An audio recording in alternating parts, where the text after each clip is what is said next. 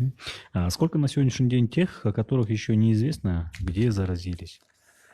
Да, из тех 895 случаев, в большинстве случаев, в основном все источники инфекции были установлены, выяснены все обстоятельства, все причинно-следственные э, значит, факторы и все остальное установлено.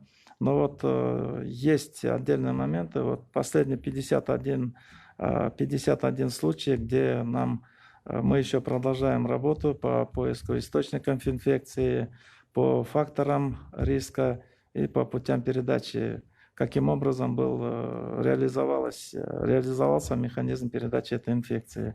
Эта работа будет, думаю, продолжаться до своего логического завершения.